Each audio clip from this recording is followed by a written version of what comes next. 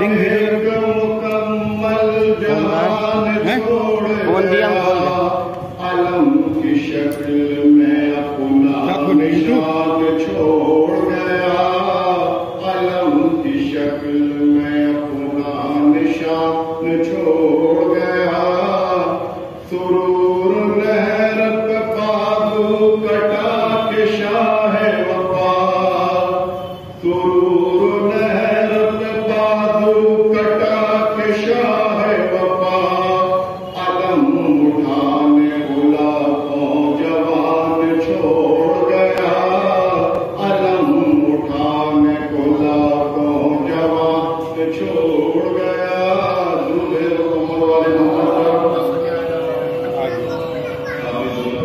ये उधर भेज दें उससे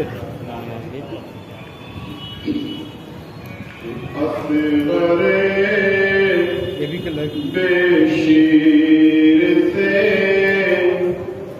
आगो बेदा ले जाइए,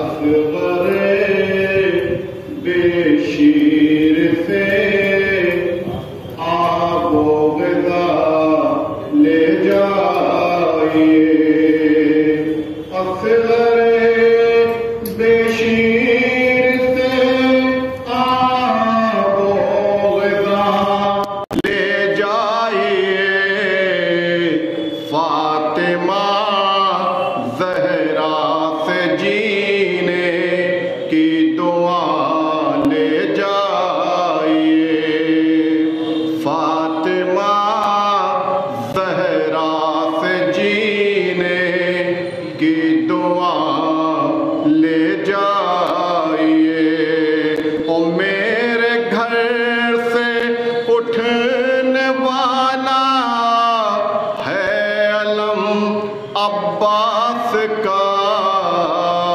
मेरे घर से उठने वाला है अलम अब्बास का, आइए आकर तबरुक में वफा ले जाइए, आइए आकर तबरुक में वफा ले जाइए,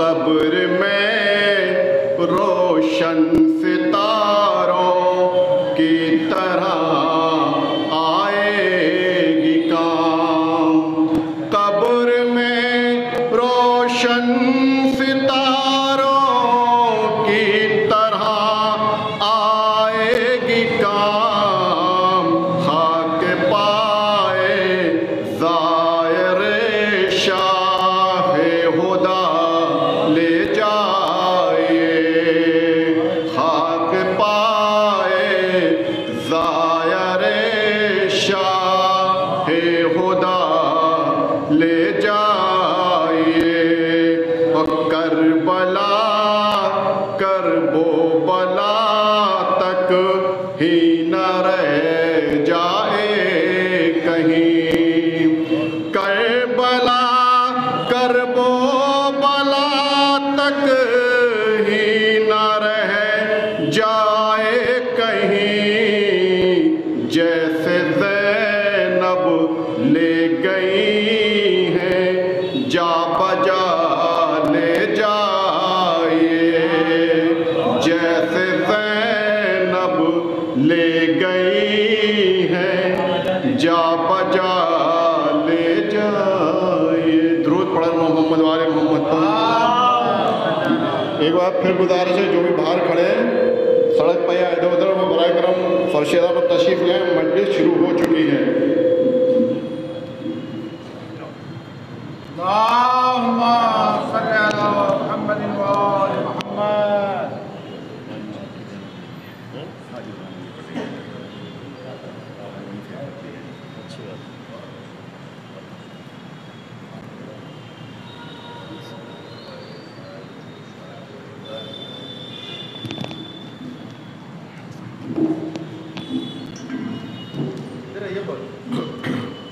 आने वालों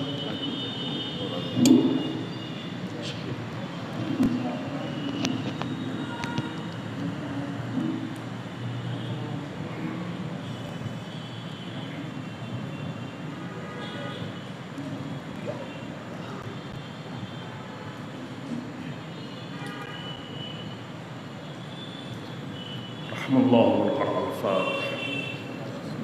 أعوذ بالله من الشيطان الرجيم. بسم الله الرحمن الرحيم.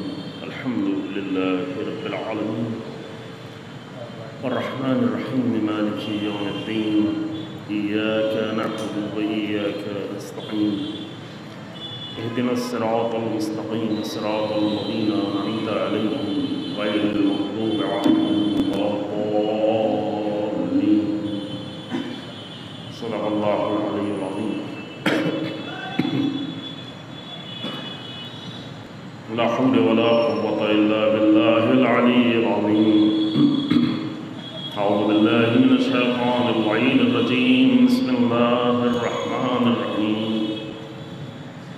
الحمد لله رب العالمين والصلاة والسلام على سيد الأنبياء والمرسلين خاتم النبيين أبي القاسم محمد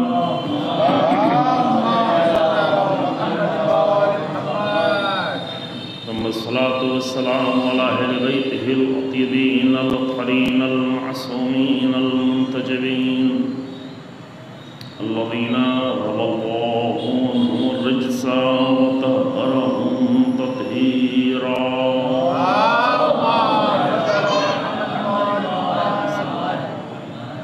واللعنة الدائمة الباقية على أعدائهم أعداء الله أجمعين.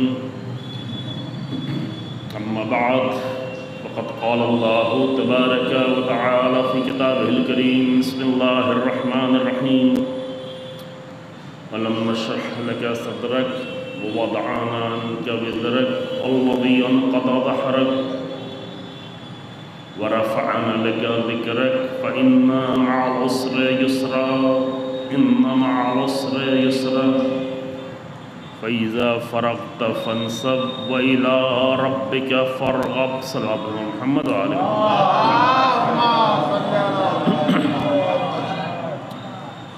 قرآن مجید میں سورہ شرح کی یہ آیت کریمہ ہے جو آپ کی خدمت میں پیش کی گئی ہیں یا پیش کی جا رہی ہیں. آخر کی دو آیتوں کا ترجمہ ابھی تک ہم نہیں کر پائے ہیں، اس لیے ہم تھوڑا جلدی سے آ جاتے ہیں. شروع کی آیتوں کو بھی چھوڑتے ہیں چونکہ پہلے ترجمہ پیش کیا جا چکا ہے. وہ آیت جو ہمارے لیے موضوع بحث تھی، جس کی طرف پرسوں ایک اشارہ کیا گیا تھا کہ فَإِنَّ مَعَ الْعُسْرِ يُسْرًا إِنَّ مَعَ الْعُسْرِ يُسْرًا. انسان اگر مثبت اور پازیٹیو فکر اور سوچ رکھتا ہے تو مشکلات میں ہی اسے آسانیاں ڈھونڈنا چاہیے. یہ قرآن کا پیغام ہے، کیونکہ مشکلات کے ساتھ ہی آسانیاں ہیں. مشکلات کے بعد نہیں کہا ہے قرآن نے، بلکہ کہ مع العسر یسرا. جہاں سختیاں ہیں وہیں پر آسانیاں ہیں، وہیں پر جو ہے خوبیاں ہیں. افلاطون نے اپنے استاد سقراط کے کچھ بہت خوبصورت جملے لکھے ہیں. چونکہ سقراط کی اپنی کوئی کتاب موجود نہیں ہے، لیکن سقراط جو بیان دیتے تھے، جو درس دیتے تھے، اس کو افلاطون نے اپنے استاد کے بیانات کو مکالمے کی شکل میں، استاد و شاگرد کے مکالمے جو ہوتے تھے وہ لکھا ہے. وہ کتابیں موجود ہیں، بہت خوبصورت ہے. ان میں جو ہے وہ ایک جگہ فرماتے ہیں کہ یہ نہیں ہے کہ خوشی کے بعد غم ہے، نہیں، خوشی ہی میں غم ہے، ڈھونڈو تو.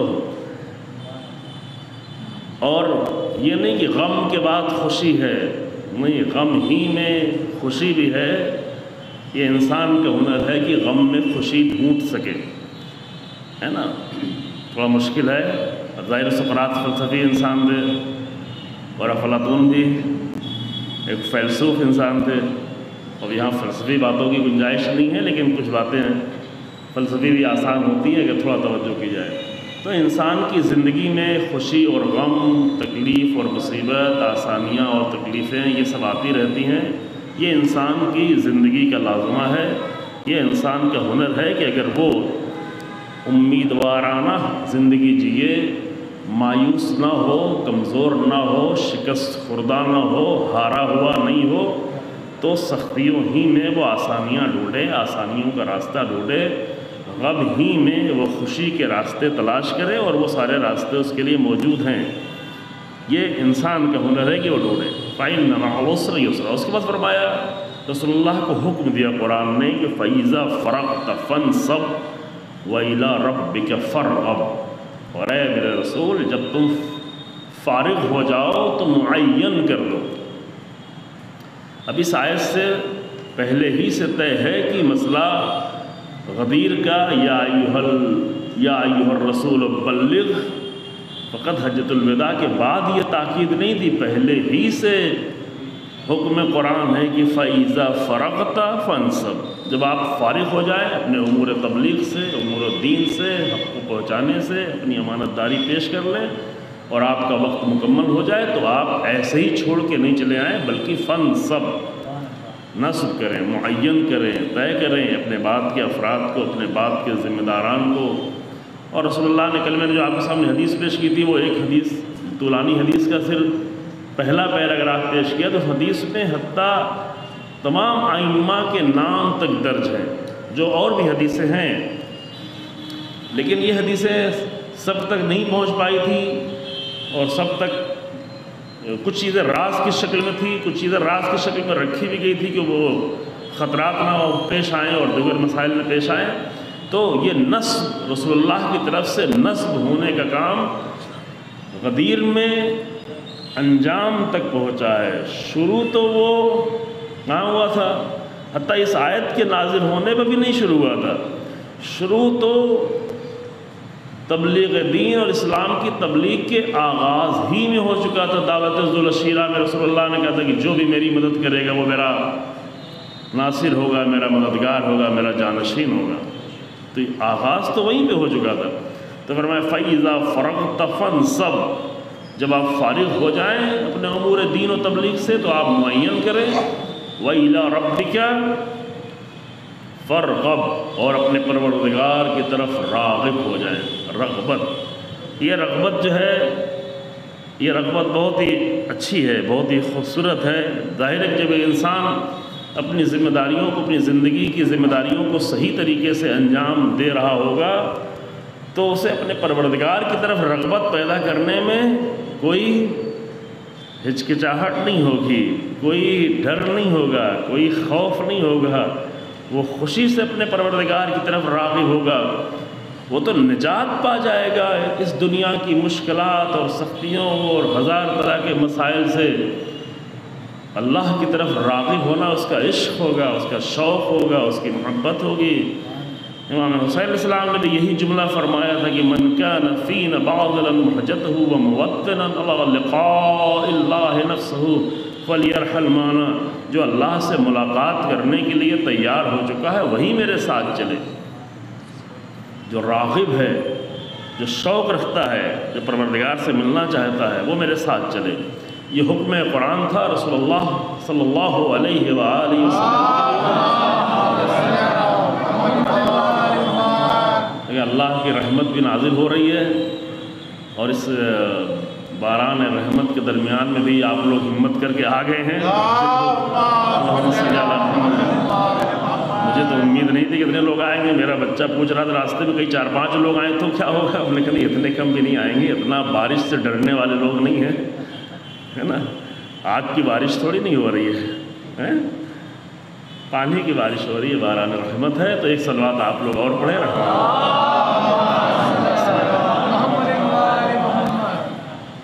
جی۔ کل میں آخر مرحلے میں ایک شعر پڑھ کے، چونکہ میرے موضوع سے مربوط ہے اس لیے، چونکہ عرض کیا کہ موضوع ہے حسینیت راہ نجات، حسینیت نجات کا راہ۔ کہاں پر مشکلات میں، سختیوں میں نجات چاہیے ہی وہیں پہ ہوتی ہے کہ جہاں پر انسان مشکل میں پھنسا ہوا، جب مجدھار ہو، جب طوفان ہو۔ اگر نارمل سا سمندر ہے اور آدمی کشتی میں سیر کر رہا ہے تو وہاں پہ کہاں نجات کی ضرورت ہے؟ نجات وہاں چاہیے ہے جب طوفان ہو، جب سیلاب ہو، جب سختیاں ہوں، جب مشکلات ہو۔ ایک طوفان و سیلاب جو سمندروں کو ہوتا ہے پانی والا، اس میں اگر نجات نہ بھی ملے تو کوئی اتنا بڑا مسئلہ نہیں ہے، بہت ہوگا انسان مر جائے گا، مرنا تو سب کو ہے ہی ہے۔ لیکن ایک طوفان و سیلاب ہے وہ گمراہیوں کا ہے، وہ ظلم و ستم کا طوفان ہے، وہ انسانیت کے زوال اور بربریت کا طوفان ہے۔ خوب ایسے طوفان میں زیادہ انسان کو نجات کی ضرورت ہے۔ گناہوں کا طوفان ہے، جہاں فکری طور پر انسان کنفیوز ہے، جہاں اعتقادی مشکلات ہیں، جہاں اخلاقی مشکلات ہیں، جہاں فیملی لائف جو ہے وہ ڈگمگا سی گئی ہے۔ خوب یہ طوفان زیادہ خطرناک ہے، یہاں زیادہ بڑے ہچکولے آتے ہیں۔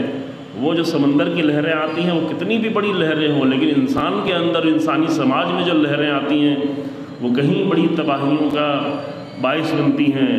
اور کیسے کیسے لہریں چلائی جاتی ہیں، الیکشن کا زمانہ آتا ہے تو کچھ اور ہوتا ہے، دوسرے زمانے ہوتے کچھ اور ہوتے ہیں، یہ لہریں چل رہی ہوتی ہیں۔ تو ایسے وقت میں، ایسے مشکل دور میں انسان کو زیادہ نجات کی ضرورت ہے۔ جتنا زیادہ سخت اور مشکل دور ہوگا اتنا ہی زیادہ انسان کو نجات کی ضرورت ہے، اور جتنا زیادہ انسان کو نجات کی ضرورت ہے اتنا ہی زیادہ حسینیت کی ضرورت ہے، اتنا ہی زیادہ حسین ابن علی سے طریقہ زندگی اور سلیقہ زندگی لینے کی ضرورت ہے۔ اور انشاءاللہ آپ کی خدمت میں آخر تک شاید عرض کیا جائے کہ یہ صرف جو ہے سب کے لیے، صرف مومنوں کے لیے نہیں ہے، صرف متقین کے لیے نہیں ہے۔ کل جو شعر میں پڑھ رہا تھا، جو بعض لوگ نہیں سمجھے ہیں بیچارے، پتہ نہیں کیوں نہیں سمجھے ہیں، مولانا محمد علی جوہر کا ایک شعر ہے جو بہت مشہور ہے۔ مولانا محمد علی جوہر ایک صحافی تھے، رائٹر تھے، اور بہت ہی انقلابی انسان تھے۔ بہت ساری مدت انہوں نے جو انگریزوں کے خلاف لڑتے زندانوں میں گزاری ہے، اور اس زمانے میں تو اتنا آسان سفر نہیں تھا، لیکن برطانیہ تک گئے، اور برطانیہ میں جا کے زبردست احتجاج کرتے ہوگا کہ اگر ہمارا ملک آزاد نہیں ہوگا تو ہم تمہارے ملک کو نہیں چھوڑیں گے، حتیٰ کہ میری قبر بھی تمہیں میرے ملک، اپنے ملک میں بنانی پڑی۔ وہیں مر بھی گئے بیچارے، یعنی وہیں پہ ٹھہرے رہے، اور لندن ہی میں ان کی موت ہوئی، لیکن البتہ قبر وہاں پہ نہیں بنی۔ قبر جو ہے وہ لندن سے ان کی میت آ کر فلسطین میں، یروشلم میں بنی، وہ بیت المقدس ہونے کی وجہ سے اور مقدس سرزمین ہونے کی وجہ سے۔ لیکن وہ ایک زبردست انقلابی انسان تھے۔ صرف انگریزوں کے خلاف انہوں نے انقلاب نہیں کیا تھا، آل سعود کے خلاف بھی قیام کیا تھا۔ ہندوستان سے پورا ڈیلیگیشن لے کے سعودی عرب تک گئے تھے، اور وہاں زبردست طریقے سے بڑی کانفرنس میں اپنی تقریروں کے ذریعے سے اتنا اثر ڈالا تھا کہ جنت البقیع کو تو پہلے وہ توڑ چکے تھے، رسول اللہ کے روضے کے توڑنے کی تیاری تھی۔ اس میں سب سے زیادہ مضبوط دلیلیں جو پیش کی تھی وہ ہندوستان کے ڈیلیگیشن نے پیش کی تھی۔ احتجاج تو سب نے کیا تھا، مصر نے کیا تھا، انڈیا نے کیا تھا، اور بہت سارے ملکوں نے کیا تھا، عالم اسلام کے بہت سارے فرقوں نے کیا تھا، ہر طرف سے آواز اٹھی تھی، لیکن انہوں نے جب اپنے اپنی بات پیش کی، پہلے علماء کے درمیان رکھی، پھر کہا کہ نہیں آپ بادشاہ کے سامنے رکھیے، تو بہت مضبوط طریقے سے وہ بات رکھی گئی اور احتجاج کیا، اور آج وہ جو سبز گنبد پیغمبر اکرم صلی اللہ علیہ وآلہ وسلم اور انسان کی نگاہوں کی ٹھنڈک ہے اور دل کا قرار ہے۔ انشاءاللہ آپ سب کو نصیب ہو زیارت کی یہ توفیق کی، حج کے ساتھ ساتھ پیغمبر اکرم صلی اللہ علیہ وآلہ وسلم کی زیارت ہو۔ البتہ وہاں پہ اور بھی بہت ہی مقدس ہستیاں ہیں، خاص کر 4 معصوم امام، ان کی قبریں ہیں۔ تو ہم عرض کر رہے تھے کہ انہوں نے اچھے اعتراضات کیے تھے اور کافی زیادہ خدمات تھی، لیکن ان کے شاعری بھی تھی۔ شاعری میں یہ شعر بہت مشہور ہے، اور بھی کچھ شعر جو بہت مشہور ہے۔ ایک ان کا بہت ہی مشہور شعر توحید کے بارے میں ہے، اور یہ شعر ہے جو امام موسیٰ علیہ السلام کے سلسلے میں ہے۔ توحید کے بارے میں ان کا شعر ہے، وہ یہ ہے کہ توحید تو یہ ہے کہ خدا حشر میں کہہ دے یہ بندہ دو عالم سے خفا میرے لیے ہے۔ ایک تو توحید یہ ہے کہ ہم کہیں لا الہ الا اللہ، تم کو یہ مسلمان ہے، یہ موحد ہے، ایک دوسرے کو مسلمان کہیں، ایک دوسرے کو مومن کہیں، ایک دوسرے کو توحیدی کہیں، لیکن کہا نہیں، یہ سب تو ایک دوسرے کا کہنا، یہ سب تو ٹھیک ہے، لیکن اصل مزہ تو اس وقت ہے کہ پروردگار یہ کہے۔ توحید تو یہ ہے کہ خدا حشر میں کہہ دے یہ بندہ دو عالم سے خفا میرے لیے۔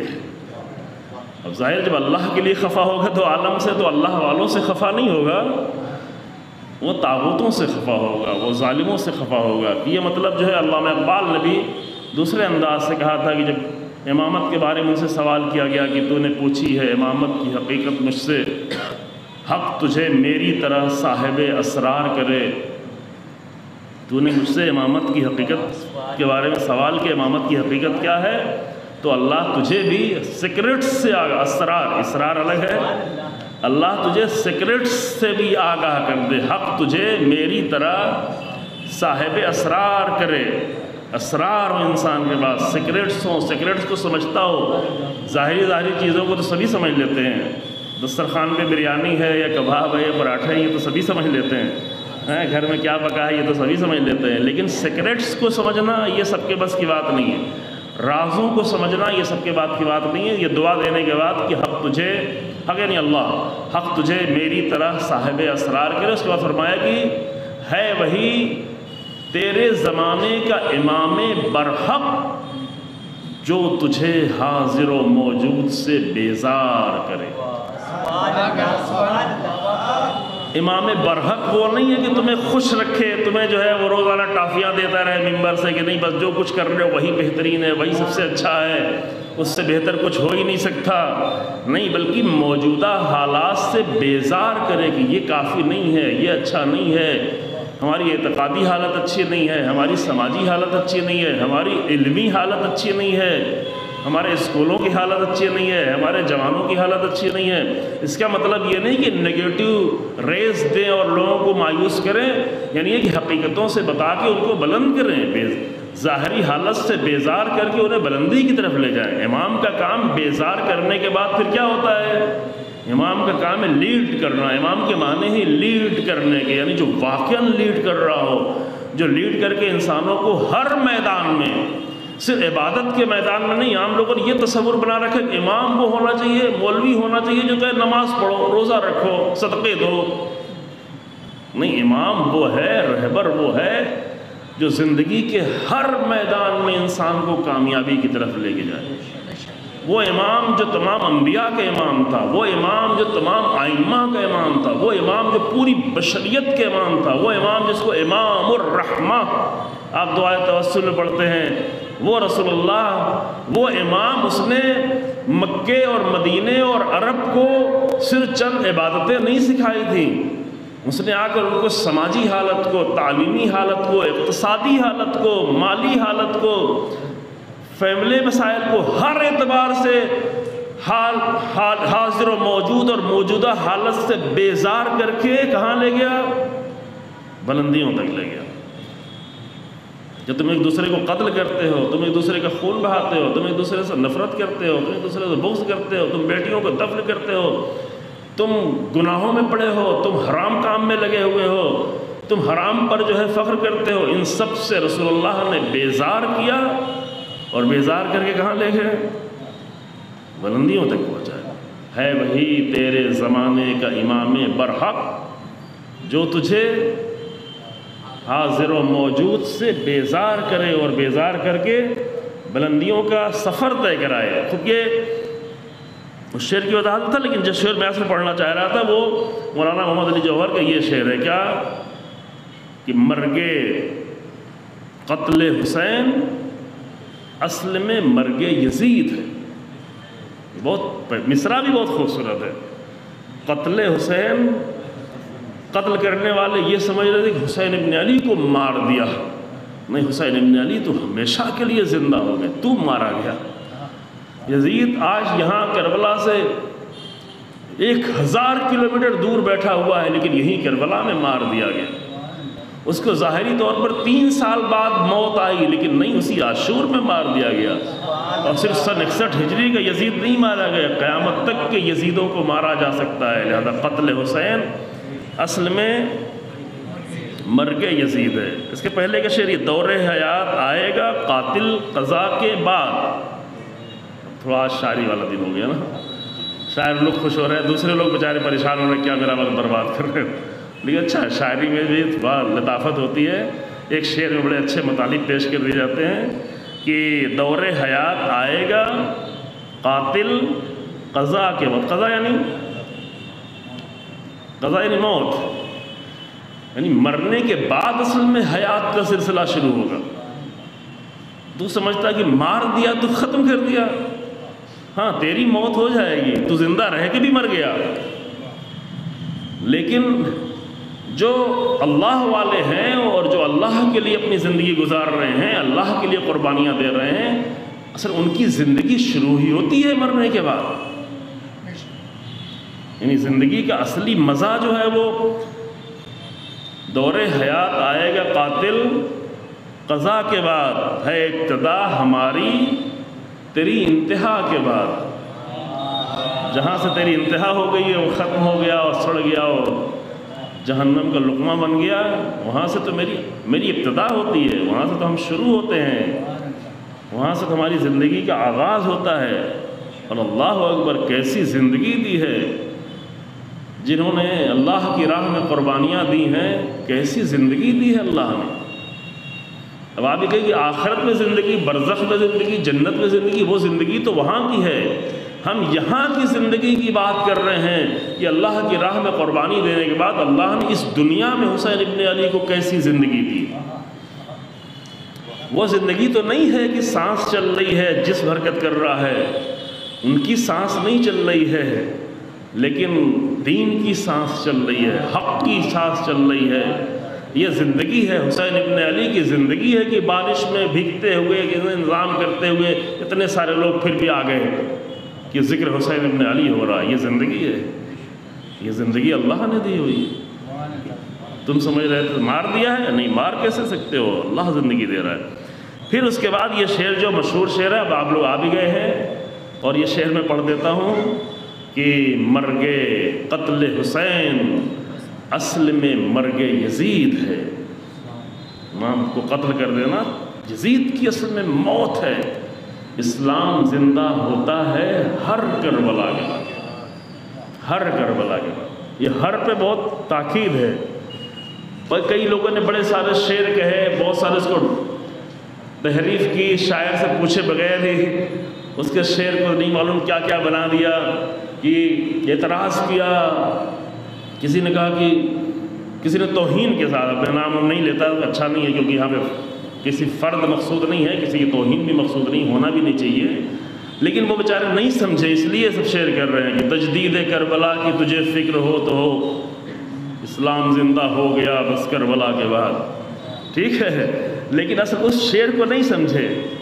تجدید کربلا یعنی دوبارہ کربلا ہونا، دوبارہ کربلا ہونا، کیونکہ محمد علی جوہر نے کہا تھا کہ ہر کربلا کے بعد اسلام زندہ ہوتا ہے، ہر کربلا کے بعد، ہے نا؟ کیونکہ اگر نہیں یہ کربلا تو پھر کسی نے کہا کہ نہیں کربلا تو ہو ہی نہیں سکتی۔ یہیں سے کل میں نے بات ختم کر دی تھی کہ دیکھو حسین ابن علی کی کوئی کربلا نہیں ہو سکتی ہے، لیکن کربلا کا راستہ ہمیشہ جاری رہے گا۔ اب جو اس طرح کے شعر کہے کہ اپنے آپ کو بچا لے جائے تو وہ تو کربلا میں آ بھی نہیں سکتے۔ کربلا کی زیارت کر لیں گے لیکن کبھی خود کربلا کا حصہ نہیں بن سکتے۔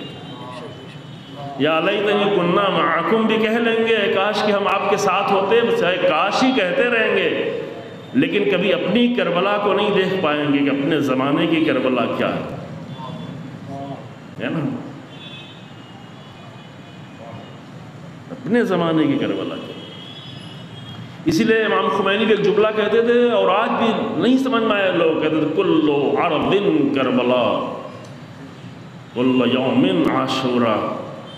جو لوگ راہ حسینیت پہ چلنا سیکھ چکے ہیں اور جو جانتے ہیں کہ ظالم اور یزید ہر زمانے میں پیدا ہوتے رہیں گے، تو وہ یہ بھی جانتے ہیں کہ جہاں بھی یزید ہوگا، جہاں بھی یزیدیت ہوگی، جہاں بھی یزید سر اٹھائے گا، تو وہاں ایک نئی کربلا کی ضرورت ہے، ہمیشہ ضرورت ہے کربلا کی، ہمیشہ ضرورت۔ ہر زمین کو کربلا کی ضرورت ہے، ہر دن کو کربلا کی ضرورت ہے، اور جہاں جتنے بڑے ظالم آئیں گے وہاں اتنی ہی زیادہ بڑی کربلا کی ضرورت، یہ لازم ہے۔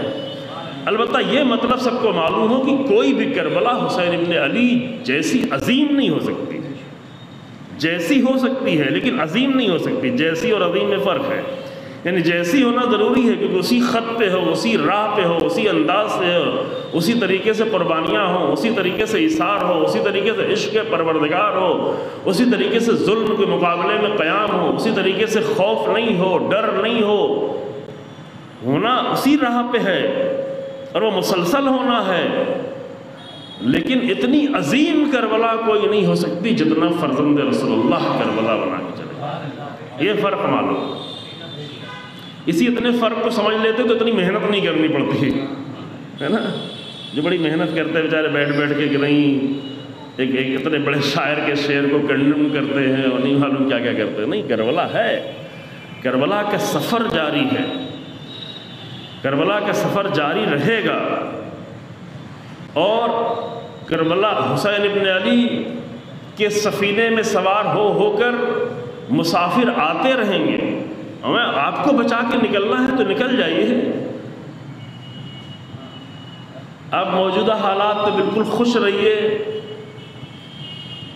کہ نہیں کچھ نہیں ہے، جو کچھ ہے بہت اچھا ہے، لوگوں کو بھی خوش رکھیے۔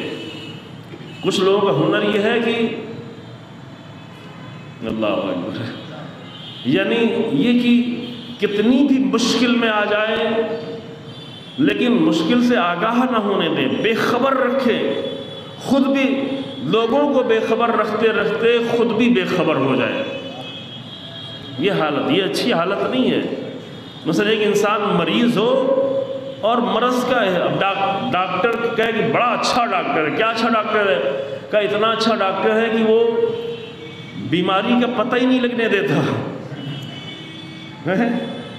اب کوئی مثلا اس کے کینسر ٹیومر ہے، وہ بڑھا جا رہا ہے، لیکن بڑا اچھا ڈاکٹر ہے، وہ پین کلر دے کے بیماری کا پتہ ہی نہیں لگنے دیتا، پھر ایک بار کی موت ہو جاتی ہے نا۔ اچھا لگے گا یہ بھائی؟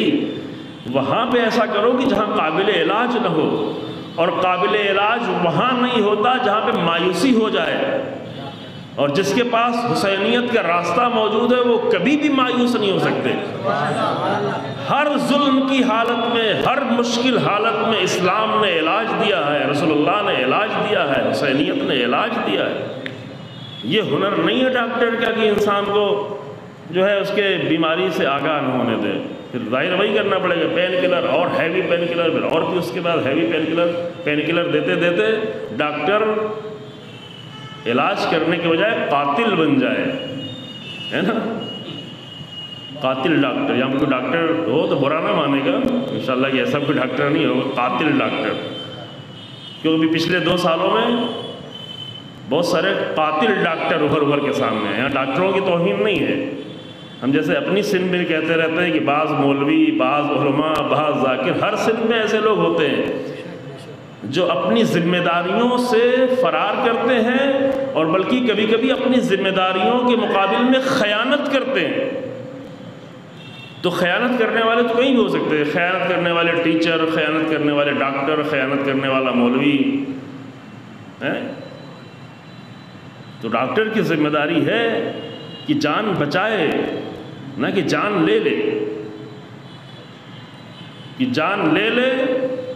جان کس لیے لے لے؟ تاکہ پیسہ لے، اب پیسے کے لیے سب کچھ کر لے۔ اسی طرح ایک رہبر، ایک امام وہ ہے کہ جو انسان کو دھوکے میں نہیں رکھے کہ نہیں کوئی مشکل نہیں ہے، کچھ ہے ہی نہیں، پریشان ہونے کی ضرورت ہی نہیں ہے، نہیں، حالات سے آگاہ رکھے، حالات سے باخبر کرے، مشکلات سے آگاہ کرے، ان کے اندر درد پیدا کرے، ان کے اندر آگے بڑھنے کی تمنا پیدا کرے، لیکن اس طرح سے نہ کرے کہ مایوس کر دے۔ یہ اہم مسئلہ ہے۔ ڈاکٹر کو بھی یہ حق نہیں ہے کہ اس طرح سے علاج کرے کہ اس طرح بیماری بتائے کہ مایوس کر دے۔ بعض لوگ کہتے ہیں ہم بڑے اچھے ڈاکٹر، فوراً سامنے ایک انسان جو ابھی بالکل ٹھیک ٹھاک تھا، ایک بڑا مرض آ بھی گیا تو فوراً سامنے کہتے ہو ایسا مرض، اس طرح سامنے بیان کرتے ہیں کہ وہیں پر جسم تو اس کا بعد میں مرتا ہے، نفسیاتی طور پر بیچارہ پہلے ہی سے مرنا شروع ہو جاتا ہے۔ تو مایوس نہیں کر دے، امید بنا کے رکھے، علاج بھی کرتا رہے۔ ویسے ہی جس طرح ایک جسم کا علاج کیا جاتا ہے، اسی طریقے سے پورے معاشرے کا جسم ہوتا ہے، پورے معاشرے کا جسم، معاشرے کے رہبر لوگوں کا کام اس کا علاج کریں۔ اب جب رہبر کا نام آئے تو آپ ایسے رہبروں کا ذہن میں تصور نہ ہے جو معاشروں میں زہر بھر رہے ہیں، معاشروں میں نفرتیں بھر رہے ہیں، جو ہمارے ملک کے بہت سارے لیڈر بنے ہوئے ہیں۔ نہیں، وہ جو واقعاً نجات دینے کے لیے ہیں، اور یہیں سے ہم اپنی بحث میں داخل ہو رہے ہیں کہ حسینیت نجات کے لیے ہے۔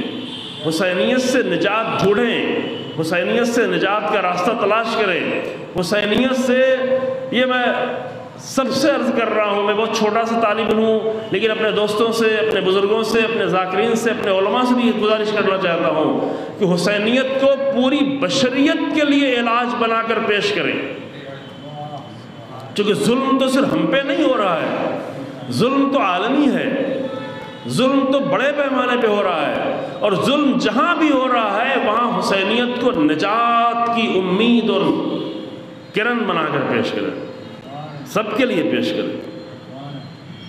ایک جملہ ہے جو پہلے کبھی عرض کیا تھا، روایت کی شکل میں بیان ہوا ہے، البتہ خود اس میں بحث کی بعض علماء نے کس کی سند کے اوپر، امام صادق علیہ السلام سے بھی نقل ہے اور امام رضا علیہ السلام سے بھی نقل ہے۔ کلمات تھوڑا بدلے ہوئے ہیں لیکن مفہوم پورا ایک ہے کہ کلنا سفن النجات، ہم سب کے سب نجات کے سفینے ہیں۔ اگر آپ کو یاد آیا ہو، پہلے عرض کر چکا ہوں، ہم سب کے سب نجات کے سفینے ہیں، یعنی ہم سب کے سب نجات دینے کی کشتی ہیں، کیونکہ جو بھی رہبر ہوگا، جو بھی امام ہوگا، جو بھی الہی انسان ہوگا، وہ تو نجات ہی دے گا نا۔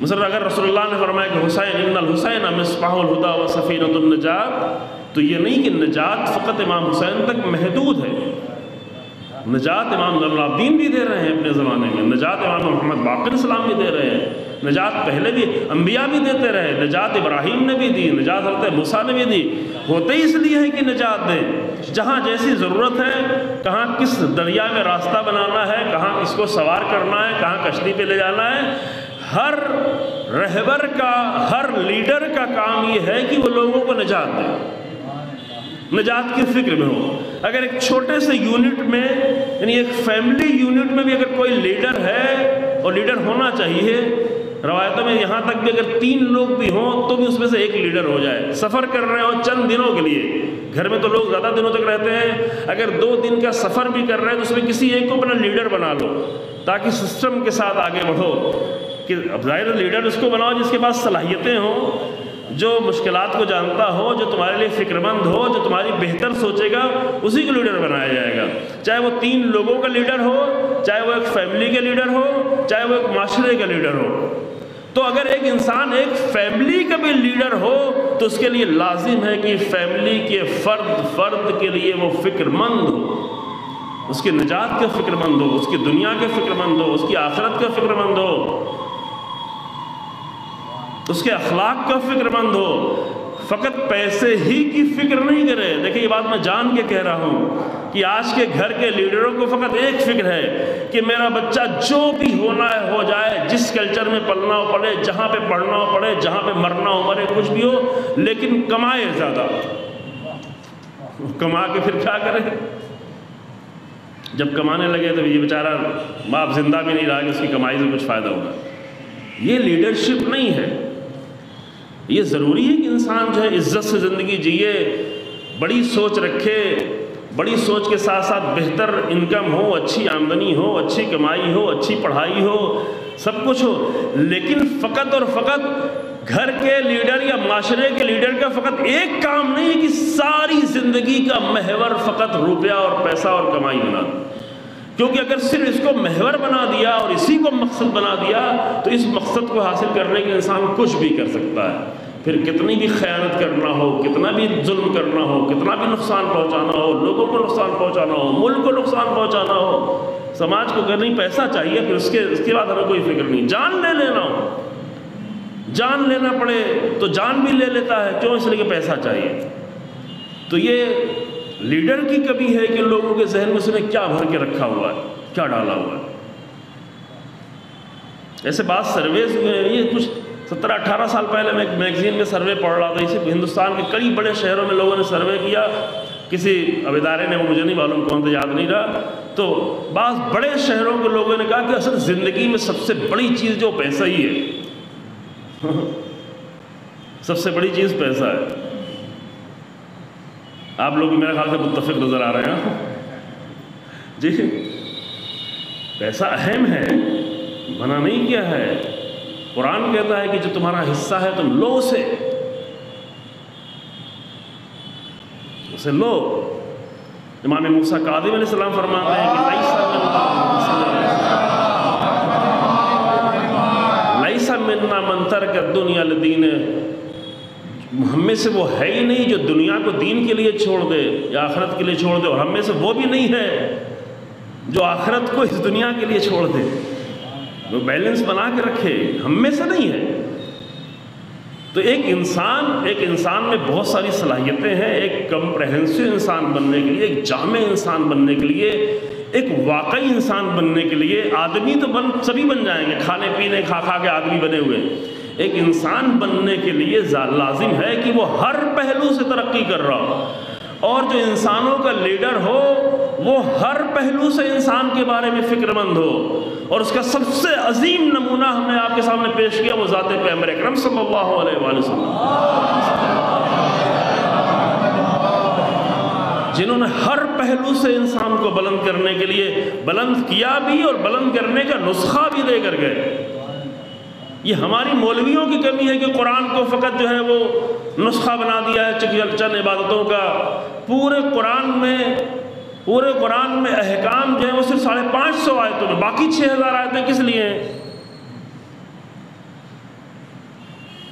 دین تو فقط چند عبادتیں نہیں ہیں، لیکن پھر یہ بھی نہیں کہ نہیں ہم بہت سارے دوسرے کام کر رہے تو عبادت ہی چھوڑ دو. یہ ناقص زندگی ہے. یہ ہے جیسے بعض لوگ کھانے میں کیا کہتے ہیں، نہیں کھانا ہم کو تو کباب بہت پسند ہے تو ہم کوئی سبزی نہیں کھائیں گے. بعض لوگ فخر سے کہتے ہیں کہ سبزی کھاتا ہی نہیں ہو. بھئی نہیں کھاؤ گے تو 40 سال بعد مشکل میں پڑ جاؤ گے، پھر طرح طرح کی بیماریاں آئیں گی، پھر امیون سسٹم کمزور ہو جائے گا، پھر ذرا سے کوئی وائرس آئے گا تو چلے گئے، ختم.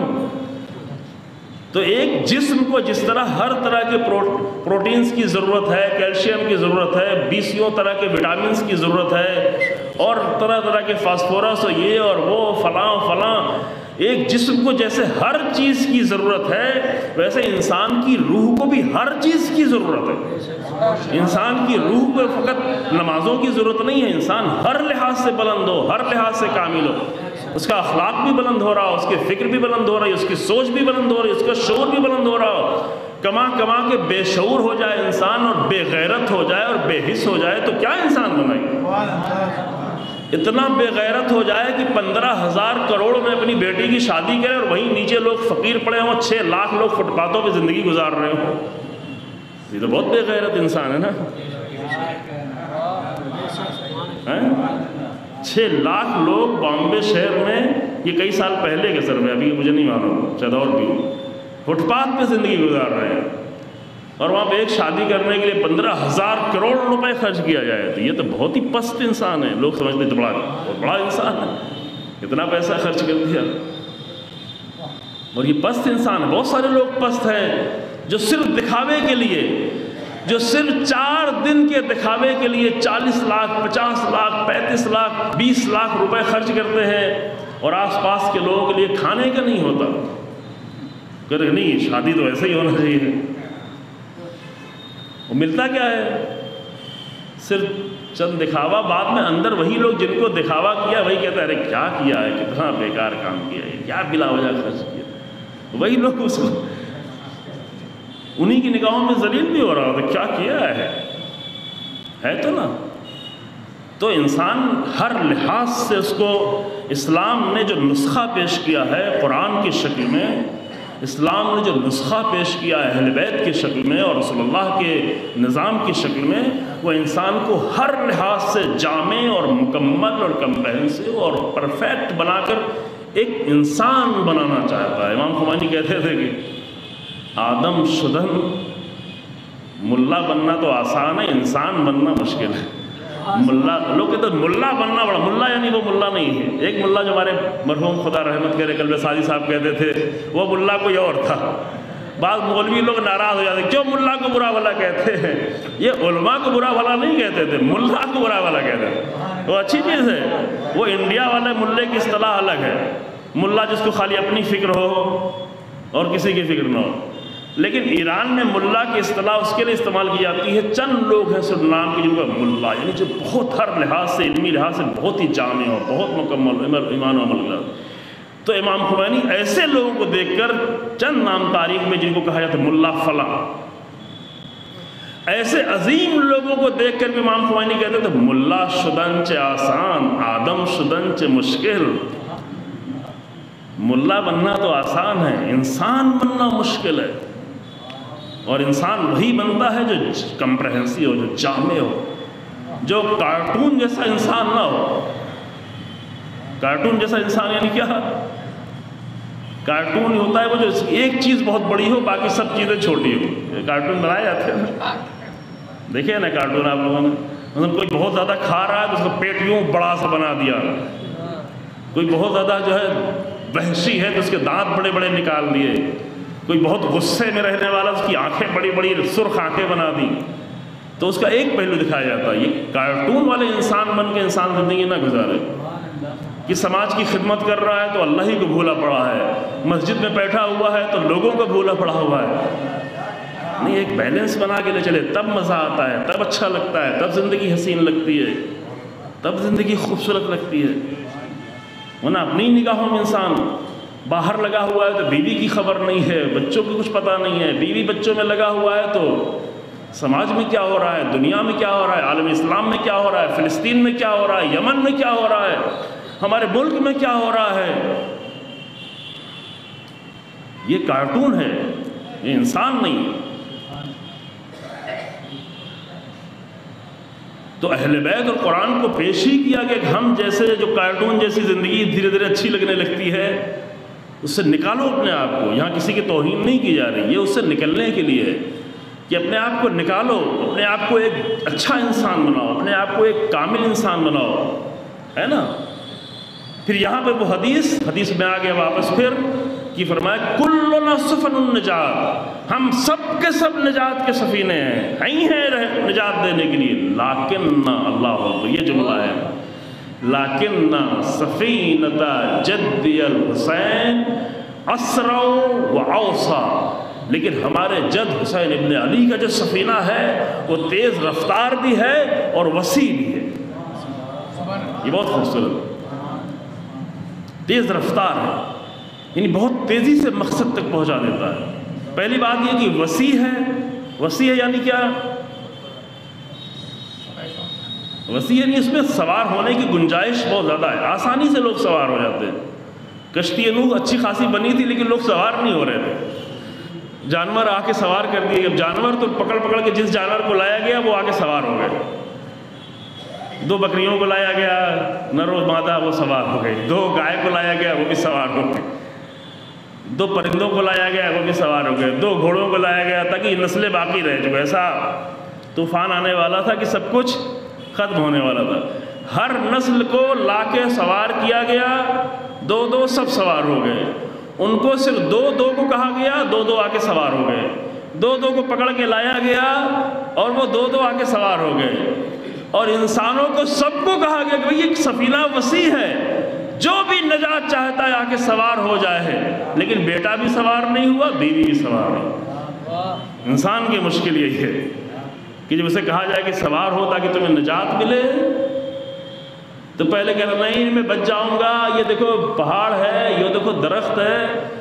اب پہلے تو پہاڑ دیکھ کے کہہ رہا تھا بچ جاؤں گا، لیکن جب پانی پہاڑ تک بھی پہنچ گیا تو اب کیا ہو گیا؟ اب تو آ جا، اب تو پہاڑ نہیں رہا. اب کیا مشکل پیش آئی پتہ ہے؟ اللہ اکبر، یہ سمجھیں یہ بہت اہم مسئلہ ہے. اب کیا مشکل تھی؟ ابھی تھوڑی دیر یعنی چونکہ بہت تیز پانی نکلا تھا. وہ یہ قرآن کہتا ہے زمین سے بھی ہر طرف پانی ابلنے لگا تھا. آسمان سے مسلسل ایک ہوتا ہے قطرے قطرے بارش ہونا ہے، بادل پھٹ پھٹ کے بادل گر رہے تھے اور تیزی سے پانی بڑھ رہا تھا. تو نبی کا بیٹا ہوتے ہوئے تھوڑی دیر پہلے کہہ رہے میں نہیں سوار ہوں گا، چونکہ پہلے مذاق اڑا چکا تھا. کیا کر رہے ہو؟ سوکھے میں کشتی بنا رہے ہو.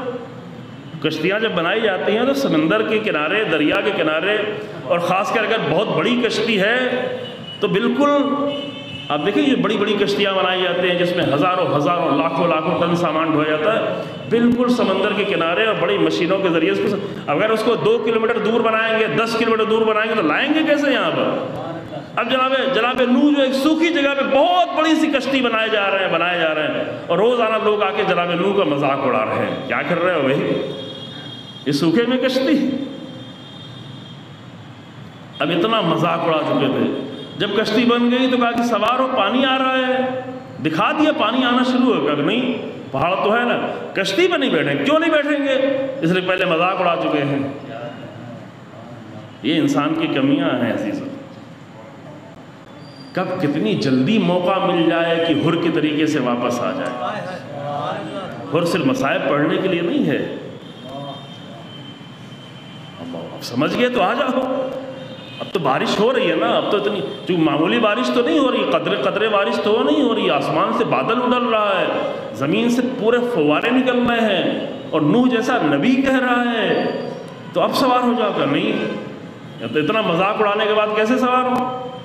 نہیں ہوئے. کہا نہیں ہم پہاڑ پہ چڑھ جائیں گے.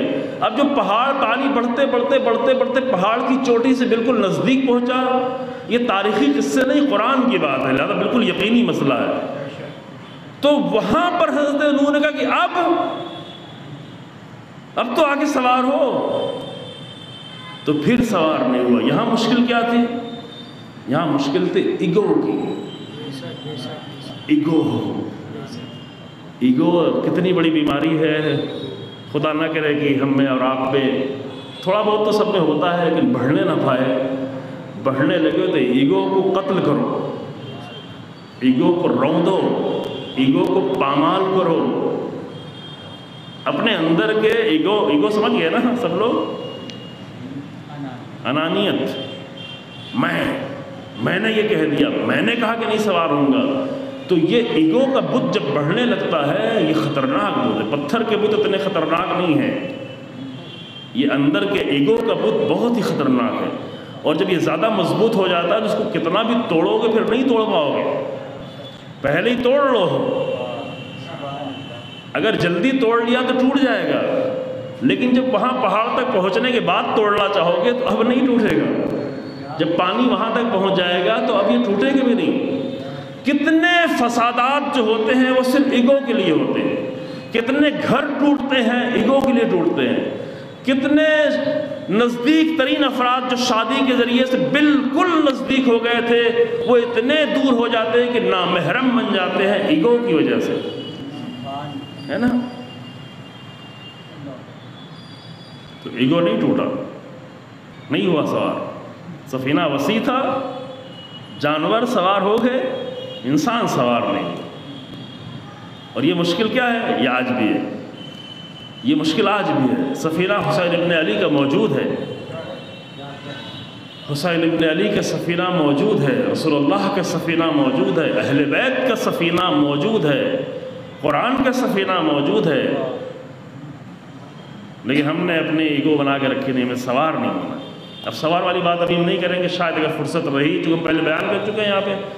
البتہ بعض لوگوں نے سنا ہوا ہے, شاید بعد میں اگر رہی فرصت تھوڑا اشارہ کریں گے. سوار کہتے کسے ہیں, سوار ہونا کسے کہتے ہیں. یوں تو ہم سمجھتے ہیں کہ ہم جو مجلس آئے ہوئے تو سوار ہیں, یہی نا. ہم مجلس میں آ گئے, فرش ادا پہ بیٹھ گئے تو حسین ابن علی کے سفینے پہ سوار ہو گئے. چلو ہم بھی مان لیتے ہیں, آپ کہہ رہے ہیں ہم سوار ہو گئے, ممبر پہ بیٹھ کے سوار ہو گئے. لیکن مسئلہ یہ ہے کہ سوار ہو کے کتنی دیر تک ٹھہرے ہیں. سوار ہیں, یہ نکل جائیں گے. 10 دن کے لیے سوار ہوں گے, 2 دن کے لیے سوار ہوں گے, 2 گھنٹے کے لیے سوار ہوں گے, ایک عاشور کے دن آ کے سوار ہو جائیں گے. نہیں, یہ سفینہ وہ ہے کہ سوار ہو گئے تو بس نجات دیتا چلا جائے گا. اوسا کا مطلب یہ ہے کہ اوسا سپرلیٹو ڈگری, یعنی سب سے زیادہ وسیع. اور یہ تاریخ گواہ ہے کہ جتنی آسانی سے کوئی بھی انسان حسین ابن علی سے قریب ہو جاتا ہے اور کسی سے قریب نہیں ہو پاتا. یہ پوری تاریخ ہے. کسی بھی مذہب کا ہو, کسی بھی دھرم کا ہو, کسی بھی فرقے کا ہو, کسی بھی عقیدے کا ہو, کہ وسیع ہے سفینہ, وسیع ہے.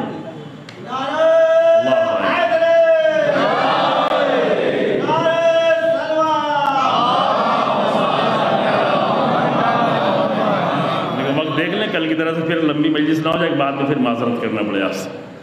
یہ وسیع سفینہ ہے حسین ابن علی. سب کو موقع ہے, ہر دھرم, ہر مذہب, ہر قوم. اور یہ اس لیے ہے کہ اس پہ سوار ہو کے کرو کیا؟ اللہ اکبر. اس پہ سوار ہو کر راہ حسین ابن علی پہ چل پڑو، اور جب راہ حسین ابن علی پہ چل پڑیں گے تو نجات ملنا شروع ہو جائے گی۔ جس کا ایک نمونہ یہ ہے کہ اگر حسین ابن علی کی کشتی پہ سوار ہوئے ہو تو حسین ابن علی تو مدینے سے نکلے تھے کس کے مقابل میں؟ مکہ حج چھوڑ دیا تھا، 25 حج جنہوں نے پیادہ کیا تھا، پیدل حج 25 حج، یہ شیعہ سنی دونوں کتابوں میں لکھا ہوا ہے۔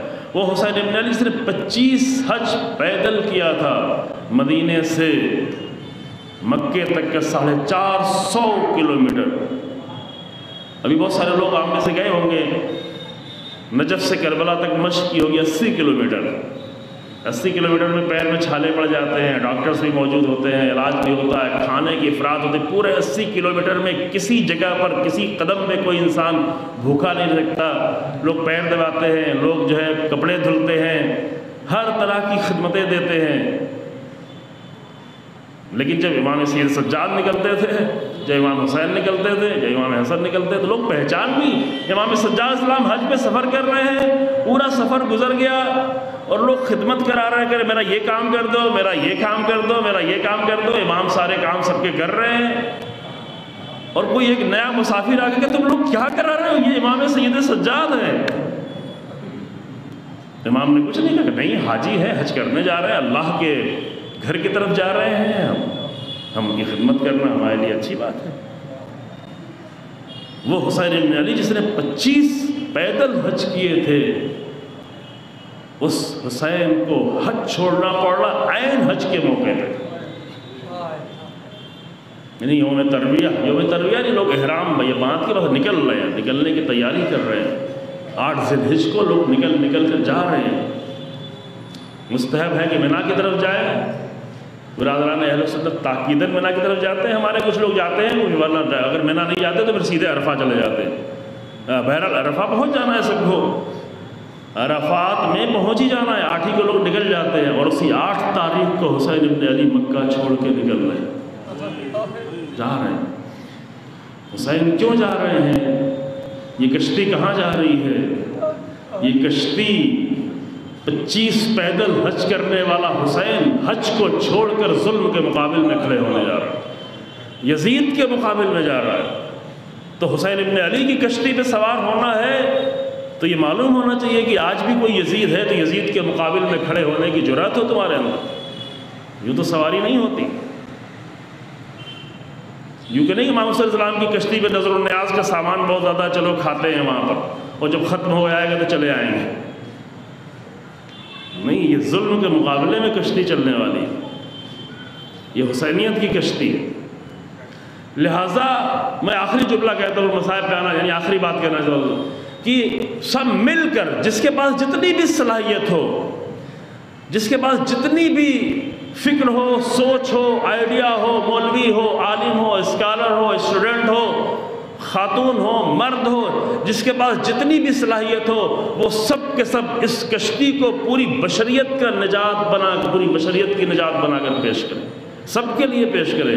حسینیت کی کشتی وسیع ہے، سب کے لیے بنا کے پیش کرے۔ آج کی ظلم کی دنیا میں، خدا کی قسم، آج کی ظلم کی دنیا میں، آج کے یزیدوں کے مقابل میں اگر کوئی طاقت کھڑی ہو سکتی ہے تو وہی 1200-1400 سال پہلے حسینیت کی طاقت، اور وہ سب کے لیے۔ ہم نے تو یہ پیغام نہیں دیا ابھی تک لوگ، ابھی تو عاشور کے دن چھٹی بھی ہوتی ہے، لوگ پوچھ رہے ہوتے ہیں کہ عاشور کے دن ہے کیا؟ کہتا ہے ایسی جیسے ہم رسمیں مناتے ہیں ویسے ایک رسم ہے نا؟ لوگ یہی سوچ کے پھر گزر جاتے ہیں، جب کسی دن چھٹی ہو تو وہ اہم مسئلہ ہے نا، پورے ملک میں چھٹی ہو، یہ ہماری کوتاہی ہے نا، کہ لوگ سمجھے کہ جیسے اور بھی بہت سارے ہم کام کرتے ہیں، کیا کسی رسم کے نام پر کیا کوئی تہوار ہے؟ کربلا تہوار نہیں ہے، حسین ابن علی کا ذکر عاشور تہوار نہیں ہے، عاشور ایک رسم نہیں ہے، عاشور نجات کے لیے ہے، عاشور ظلم کے مقابل میں کھڑے ہونے کے لیے ہے، عاشور ظالموں کے حوصلوں کو پست کرنے کے لیے۔ 6 مہینے کے بچے آ کر حوصلے پست کر دیتے ہیں۔ عاشور کے لیے ضرور نہیں بہت بڑا عالم ہو، بہت بڑا شجاع ہو، ابوالفضل عباس ہو، علی اکبر ہوں، نہیں عاشور تو وہ ہے کہ جہاں 6 مہینے کا بچہ اگر پورے لشکر کے حوصلے کو پست کر دیتا. عاشور یہ نجات یعنی یہ. اب کل میں آپ کے سامنے اس کے آگے عرض کروں گا کہ نجات کہاں کہاں میں نجات کی ضرورت ہے. ہم صرف یہ اکٹھا ہو کے 3 دن 4 دن گزر گئے ہیں اور 6-7 دن جو اور بیٹھ کے تھوڑا اور ثواب اکٹھا کر لیں، یہ نہیں ہے. خود کے لیے نجات اور بشریت کے لیے نجات پیش کریں کربلا کے ذریعے سے، حسین ابن علی کے ذریعے سے. اور یہ نجات کیسی ہے؟ اتنی تیزی میں. اور جگہ پہ ممکن ہے تھوڑا ٹائم لگے سمجھنے میں، پہچاننے میں، پرکھنے میں، قرآن کی آیتوں کو سمجھنے میں علم چاہیے ہے، اور ساری چیزیں چاہیے. لیکن حسین ابن علی کی کشتی وہ کیا ہے؟ اسرا یعنی سپرلیٹیو بھی ہے، بہت تیز رفتار، سب سے زیادہ تیز، سب سے زیادہ تیزی سے نجات دیتی ہے. اور کہیں نجات لینے جانا ہوگا تو شاید وقت لگے، مہینوں لگے، سالوں لگے، لیکن راہ حسین ابن علی پہ انسان اگر چاہے تو ایک دن میں نجات پا لے جائے، تیزی سے نجات پا جائے، ایک عشرے میں نجات پا لے جائے. تیار ہوں فقط معاشرے. نمونے بھی موجود ہے. کوئی ایسا آپ کو یہ تو بڑی آئیڈیل باتیں ہو رہی ہیں، یہ تو صرف خیالی باتیں ہیں. نہیں، یہ ہوا ہے. یہ ابھی ہوا ہے 42-43 سال پہلے کہ ایک انسان راہ حسین ابن علی پہ چلنا سیکھ گیا اور اس نے یقین کر لیا کہ حسینیت نجات کا راستہ ہے، تو راہ حسین ابن علی کے ذریعے سے پورے ملک کو نجات دے دی. نہیں دی نجات امام خمینی رحمۃ اللہ علیہ؟ نجات دی. اور پھر اسی نجات کا ثمر ابھی بڑھتا جا رہا ہے، پھل نکلتا جا رہا ہے، پھل سے درخت نئے نئے نکل رہے ہیں. وہ نجات کی کشتی کبھی یمن میں نظر آتی ہے، کبھی لبنان میں نظر آتی ہے. ان دہشت گردوں کے مقابل میں کون نجات دے سکتا تھا؟ آپ نے سوچا تھا آج سے 5 سال پہلے، آج سے 8 سال پہلے، 2012 میں کسی نے سوچا تھا کہ داعش جیسے، آج بھی ایک مارا گیا ہے، پتہ ہے نا؟ نہیں معلوم آپ لوگوں کو؟ دہشت گرد ہے. دہشت گرد چاہے اسامہ ہو چاہے ظواہری ہو، ظواہری کو آج مارا ہے. اب یہ کہ دہشت گرد کو مارے یہ الگ مسئلہ ہے. کبھی کبھی بہت بڑا دہشت گرد چھوٹے دہشت گرد کو مارتا ہے تاکہ لوگ مجھے دہشت گرد نہ سمجھیں. سمجھ رہے ہیں؟ یہ باریکیاں اس کو سمجھیں، یہ ضروری ہے، دھوکہ نہیں کھا جائیں. ابھی یہ بائیڈن آ کے تقریر کرنا شروع کرتا کہ میں نے وعدہ کیا تھا کہ میں لڑتا رہوں گا. اگر تمہیں دہشت گردوں سے لڑنا ہے تو اسرائیل سے جا کے پوچھو، وہاں جا کے ان کے قدم کیوں چومتے ہو؟ اتنے بڑے عالمی دہشت گرد سے تم کیوں کچھ نہیں بولتے؟ تمہاری جرأت کیوں نہیں ہے؟ تم نے خود دہشت گرد بنائے کیوں؟ کیا تم نے داعش کو نہیں بنایا؟ یہ تو تم نے خود کہا کہ ہم نے داعش کو بنایا. تمہارے فارن منسٹر نے کہا ہے، تمہارے پریسیڈنٹ شپ کے کینڈیڈیٹ نے آن کیمرہ آ کے کہا ہے کہ دہشت گرد داعش کو ہم نے بنایا تھا. داعش کی مدد انہوں نے کی ہے، داعش کو پیسہ انہوں نے دیا ہے. داعش کو ہیلی کاپٹر سے اسلحے وہ دیتے تھے، ہیلی کاپٹر پہنچنے کے تو فلائٹ سے اسلحے گرائے جاتے تھے چھتریوں کے ذریعے سے. یہ سب کچھ کیا ہے. مریض ہوتے تھے تو علاج کرتے تھے، زخمی ہوتے تھے تو جا کے اسرائیل میں علاج ہوتا تھا. یہ سارے دہشت گرد تم نے بنائے ہیں. لیکن آج ایک دہشت گرد کو مار کر میں نے دہشت گرد کو مار دیا. ٹھیک ہے کہو، تاکہ تمہاری دہشت گردی چھپی رہے. لیکن کب تک چھپی رہے گی؟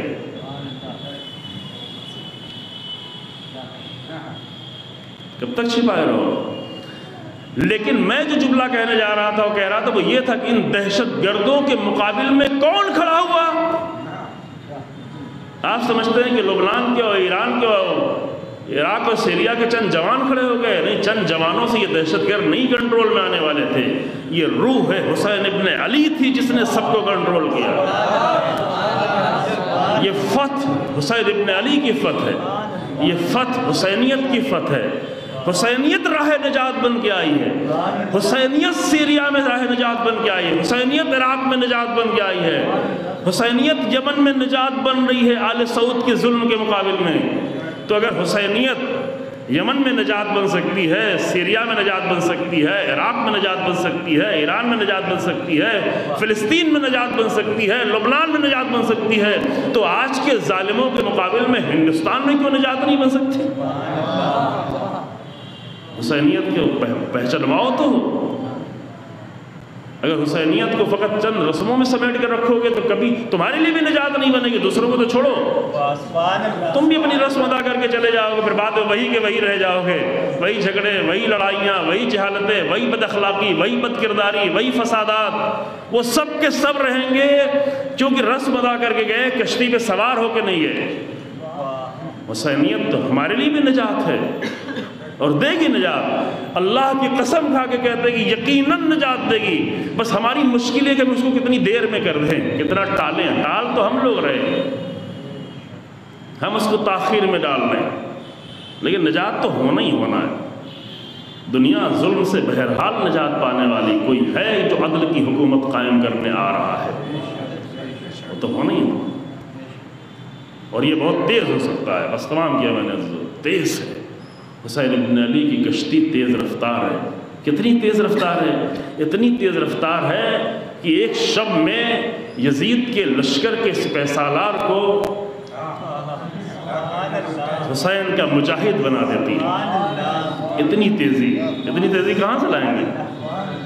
اتنی تیز انسان کہاں بدلتے ہیں؟ اتنی تیز کہاں؟ اتنی بڑی تبدیلی کون لاتا ہے؟ کیسے آتی ہے؟ آپ اپنے بچے میں تبدیلی لانا چاہیں تو سالوں آپ کو پلاننگ کرنی پڑے گی۔ ٹیچرز اپنے بچوں میں، اسٹوڈنٹس میں تبدیلی لانا چاہتے ہیں تو بڑی پلاننگ کر کے تھوڑی سی تبدیلی لاتے ہیں، تھوڑا سا نمبر بڑھ جائے، تھوڑا سا اچھا ہو جائے، تھوڑا اخلاق اچھا ہو جائے، تھوڑا سا موبائل کا ہم استعمال کریں، کہاں کر پاتے ہیں؟ لیکن حسینیت کا سفینہ تیز رفتار ہے، بہت تیز رفتار ہے۔ وہ زہیرقین کو 12 دنوں کے اندر عثمانی زہیرقین کو حسینی زہیرقین بنا دیتا ہے، ہر کو ہر بنا دیتا ہے، وہب قلبی کو مسیحی وہب قلبی کو ناصر حسین ابن علی بنا دیتا ہے، جس پہ آج ہم فخر کر سکتے ہیں۔ بہت تیز رفتار، اور صرف انہی کو نہیں بنایا، یہ پہلے عرض کیا گیا ہے، کوفے کے حبیب نے مظاہر کو کربلا کا حبیب نے مظاہر بنا دیتا ہے۔ یہ صرف لفظیں نہیں ہیں، اگر کربلا میں حبیب نے مظاہر نہ ہوتے تو جیسے اور بہت سارے صحابی تو وہ بھی ایسے ہی ہوتے ہیں، لیکن یہ حسینیت کا سفینہ ہے کہ ایک عام صحابی کو اتنا عظیم صحابی بنا دے کہ 1200 سال بعد اس کا مصائب پڑے تو آپ روئیں، انہوں نے عمل بنا دے زہیرقین کو، مسلم نے سجا کو۔ یہ چونکہ یہ کشتی تیز رفتار ہے، اتنی تیزی سے حبیب نے مظاہر آئے، 82 سال کا بوڑھا انسان، اور مسلم ابن اوسجا جو 91 سال کے بوڑھے انسان۔ بوڑھوں کو تو تبدیل کرنا مشکل کام ہوتا ہے، یا بوڑھوں کی میں توہین نہیں کر رہا ہوں، قانون یہ ہے جو وہ اپنی سوچ، اپنی فکر میں اتنا پختہ ہو جاتے ہیں کہ وہ جلدی اپنے آپ کو تبدیل نہیں کرنا چاہتے، چاہیں تو کر سکتے ہیں۔ تو 91 سال کے حبیب نے مظاہر، مسلم ابن اوسجا،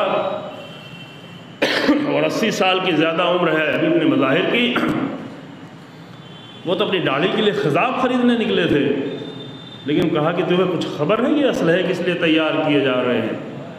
یہ کوفے کا ماحول بدلا کیوں ہے؟ لشکر پہ لشکر کیوں تیار ہوا؟ حسین ابن علی کو گھیرا جا رہا ہے۔ اچھا تو حسین ابن علی کو گھیرا جائے اور ہم یہاں بیٹھے رہے؟ یہ نہیں ہو سکتا۔ مسافر ہیں، کشتی پہ سوار ہیں، کشتی کے سوار بیٹھا رہے ادھر دور، یہ کیسے ہو سکتا ہے؟ کہ یہ خضاب پھینکو، اب یہ داڑھی خضاب سے نہیں خون سے رنگین ہو۔ راہ حسین ابن علی میں چلنے کے لیے داڑھی کو خون سے رنگین کرنے کا ارادہ کر کے چلے حبیب نے مظاہر، اور مسلم نے اوسجا اور بھی کوفے کے افراد۔ اور 7 محرم کو کوفہ پہنچے، معاف کیجیے 7 محرم کو کربلا پہنچے۔ یہ تاریخ کی باتیں بتا رہا ہوں، معتبر مقبل کی کتاب ہے، آپ نے ذاکرین سے سنا ہوگا کہ بالکل آخری لمحے میں پہنچے اور نہیں معلوم کیا گیا۔ اور 7 محرم کو پہنچنے کے بعد، میں جلدی تمام کرتا ہوں، پہنچنے کے بعد صرف ایک فکر حبیب کو پریشان کی ہو کہ میرا آقا تنہا ہے، چونکہ حبیب نے مظاہر نے رسول حسین ابن علی کو رسول اللہ کے ساتھ بھی دیکھا تھا، مدینے میں دیکھا تھا، بچپن میں دیکھا تھا، رسول اللہ کے زانو پہ دیکھا تھا، رسول اللہ کے پشت پہ دیکھا تھا، رسول اللہ کو سینے سے لگائے ہوئے دیکھا تھا، چومتے ہوئے دیکھا تھا، کبھی رخسار چومتے تھے، کبھی ہونٹ کو چومتے تھے، کبھی خوشبو لیتے تھے. تو یہ رسول اللہ کا نواسا اتنا تنہا کیوں ہے؟ اللہ اکبر. اسی تنہائی کا احساس بھی ابن مظاہر کو پریشان کیا تھا. اس لیے جیسے ہی رات ہوئی تو آقا حسین ابن علی کی خدمت میں حاضر ہوتے ہیں اور آگے کہتے ہیں آقا مجھے جانے دیں. جا نہیں رہے ہیں، کشتی سے باہر نہیں نکل رہے ہیں. کہہ رہے ہیں مجھے اتنا ہی اجازت دے دیں کہ میرا قبیلہ یہیں پہ قریب میں رہتا ہے، بنی اسد، جو کہ حبیب ابن مظاہر بنی اسد قبیلے سے تھے. بنی اسد قبیلہ اصل میں یمن کا قبیلہ تھا جو اسلام لانے کے بعد آ کر یہاں پہ بس گیا تھا. کہ میرا قبیلہ، میرے قبیلے کی ایک شاخ، چونکہ ایک قبیلے مختلف جگہوں پہ تھے، مختلف شہروں میں، میرے قبیلے کا ایک چھوٹا سا حصہ یہاں پہ رہتا ہے. میں اس قبیلے کا بہرحال عمر دراز انسان ہوں، مجھے آپ اجازت دیں جا کے میں آپ اس قبیلے میں جاؤں اور جا کے وہاں سے آپ کے ناصر اور مددگار لے کے آؤں. آپ اتنے تنہا کیوں ہیں؟ امام نے کہا کہ نہیں کوئی آپ آئے گا. امام حالات سے آگاہ تھے، لیکن حبیب نے مظاہر کا دل مان نہیں رہا تھا کہ کیسے آخر میں بیٹھا رہوں، میرا قبیلہ یہیں پر موجود ہو اور میں کیسے یہاں بیٹھا رہوں. امام سے اور بھی امام کے سامنے آ کر بار بار گزارش کی. جب امام نے ان کے دل کی حالت کو دیکھ لیا تو اجازت دے دی. رات کی تاریکی میں نکل گئے اور جا کے اپنے قبیلے تک پہنچے. قبیلے کے لوگوں کو اکٹھا کیا اور اکٹھا کر کے کوئی وعدہ نہیں کیا، کوئی لالچ نہیں دی، فقط ایک جملہ کہا. ایک چھوٹا سا خطبہ پڑھا، وہ موجود ہے تاریخ. فقط آخر میں یہ جملہ کہا کہ تم یہ بتاؤ کہ تمہاری زمین پر رسول اللہ کا نواسا آیا ہوا ہے، اگر اسے کل قتل کر دیا گیا تو تم زندہ رہ کے جا کر قیامت میں رسول اللہ کو کیسے دکھاؤ؟ رسول اللہ کو کیا جواب دو گے؟ تو اس چھوٹے سے قبیلے سے 90 لوگ تیار ہوئے، لشکر بنایا چھوٹا سا، اپنے اسلحے لیے اور چلے. رات کی تاریکی میں چلے. اب حبیب تنہا چلے گئے تھے تو یہ تو پتہ نہیں چلا جاسوسوں کو، لیکن جب 90 لوگ تیار ہو کے آنے لگے تو عمر سعد کے جاسوسوں نے آ کے خبر دے دی اور عمر سعد نے فوج کا ایک ٹولہ بھیجا اور ہنگامہ کیا. چونکہ وہ لوگ بہرحال ابھی آمادہ لوگ نہیں تھے، اتنے مضبوط لوگ نہیں تھے. وہ حبیب نے مظاہر جیسے نہیں تھے کہ کوفے سے اٹھ کے چلے آئیں. کمزور لوگ زیادہ دیر تک چل بھی نہیں پاتے. کمزور لوگ ممکن ایک مرتبہ ارادہ کر لیں لیکن تھوڑی دیر میں ارادہ ٹوٹ جائے، ذرا سی رکاوٹ آئے اور ارادہ توڑ دیں. ان سب نے ارادے توڑ دیے. ان کو بہانہ مل گیا کہ ہم کو تو مار دیا جائے گا، جانے کا فائدہ کیا. لہذا رات کی تاریکی میں سب بکھر گئے اور آخر میں پھر حبیب نے مظاہر پھر گھومتے پھرتے اپنی جان بچاتے ہوئے حسین ابن علی کی بارگاہ میں پہنچے اور بڑی شرمندگی سے کہتے ہیں اے میرے آقا، میں تنہا آیا، میں کسی کو لا نہیں سکا. لیکن حبیب کو یہ فکر پھر بھی ستائے جا رہی تھی. جب بھی جاتے تھے خطبہ دیتے تھے، خطبے میں وہ چیز کیا کہ تم کیا کر رہے ہو، تم کس کو قتل کر رہے ہو. اثر بھی ہوا بعض لوگوں پر، وہ تاریخ میں لکھا ہوا ہے، اس کا وقت نہیں رہ گیا. اور پھر وہ وقت آ گیا جب ظہر عاشور حسین ابن علی نماز کے لیے کھڑے ہونا چاہتے تھے تو حسین ابن نمیر نے ملعون نے یہ جملہ کہا حسین تمہاری نماز قبول نہیں ہے. یہ جملہ ہم بھی سن سکتے ہیں اور شاید آپ بھی سن لیں گے، لیکن عزیزو یہ جملہ حبیب نے مظاہر نہیں سن پائے. حسین کی نماز قبول نہیں ہے، رسول اللہ کے نواسے کی نماز قبول نہیں ہے. اور فوراً حملہ کیا، جنگ ہوئی، لڑے، دیر تک لڑے. اور جنگ کے درمیان میں جب گھوڑے سے زمین پہ گرے، حسین ابن علی آگے بڑھ رہے تھے، ملعون نے گردن بھی کاٹنا چاہی اسی وقت میں. یہ پورا ماجرا ہے وہاں پر. حسین سرحانے پہنچے اور بھی اصحاب سرحانے پہنچے. حبیب ابن ظاہر آخری لمحات میں فقط مقتل میں ایک جملہ ہے جو دل کو توڑ دیتا ہے، اور اس کیفیت کو بس آخری جملہ عزیزو صاحب کا کہ صرف اور صرف 2 جگہوں پر یہ کلمہ استعمال ہوا ہے. ایک جب ابوالفضل عباس کی آواز آئی تھی تو مقتل میں جملہ الان انکسر ظہری وقلت حیلتی وشمت بی عدوی، یہ جملہ حسین ابن علی نے خود ہی کہا تھا کہ میری کمر ٹوٹ گئی. اے میرے بھیا تمہاری اس آواز سے میری کمر ٹوٹ گئی. میرا عباس نہیں ہے تو میری کمر ٹوٹ گئی، میرے راستے بند ہو گئے، دشمن مجھے تانے دیں گے.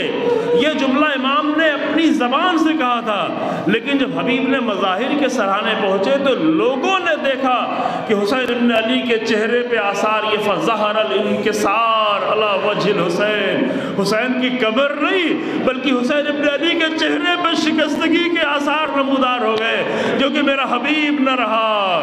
حبیب جاتے رہے جاتے جاتے حبیب نے بظاہر اس فکر میں سر چلے گئے کہ میرا حسین تنہا ہے، زہرا کا لال تنہا ہے، رسول اللہ کا نواسہ تنہا ہے۔ اس وقت تو کچھ لوگ موجود تھے، لیکن اے حبیب یہ ظہر کا وقت ہے، جب تھوڑی دیر بعد عصر کا وقت آئے گا تو حسین اتنے بھی تنہا ہو جائیں گے کہ کوئی گھوڑے پہ سوار کرانے والا نہ ہوگا۔ بہن آگے بڑھ کے حسین کو سوار کر، انا للہ سيعلم الذين ظلموا أي منقلب ينقلبون ربنا تقبل منا إنك أنت السميع العليم بحق محمد وآله الطاهرين۔ پروردگار ہمارے مختصر سے عمل کو قبول فرما۔ پروردگار ہمیں کشتی اہل بیت اور کشتی حسین بن علی پر سوار ہونے کی توفیق عنایت فرما۔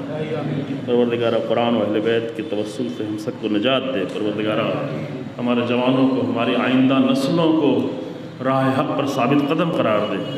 پروردگار کلمہ حق کو عزت و سربلندی عطا فرما، کلمہ باطل کو نیست و نابود فرما، علماء حق اور مراجع کرام کی حفاظت فرما، امام زمانہ کے ظہور میں تعجیل فرما اور ہمیں امام کے حقیقی ناصر و قرار فرما۔ حسین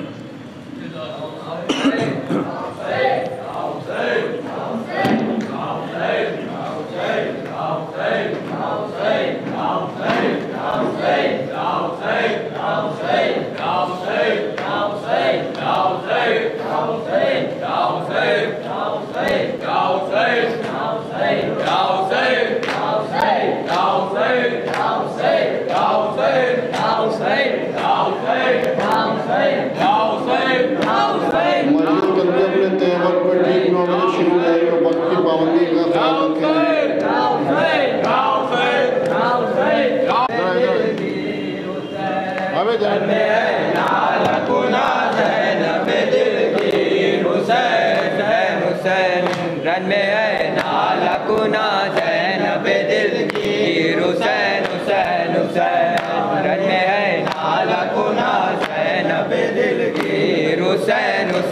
حسین رن میں ہے نال کنا زینب دل کی، حسین حسین حسین رن میں ہے نال کنا زینب دل کی، حسین حسین حسین رن میں ہے نال کنا زینب دل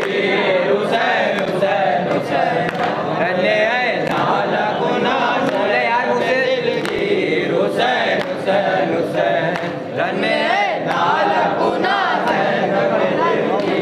پیاسے اصغر آ جاؤ، پیاسے اصغر آ جاؤ، پیاسے اصغر آ جاؤ، پیاسے اصغر آ جاؤ، پیاسے اصغر آ جاؤ، پیاسے اصغر آ جاؤ، پیاسے اصغر آ جاؤ، پیاسے اصغر آ جاؤ، سان بھائی گھر آ جاؤ، پیاسے اصغر آ جاؤ، پیاسے اصغر آ جاؤ، پیاسے اصغر آ جاؤ، پیاسے اصغر آ جاؤ۔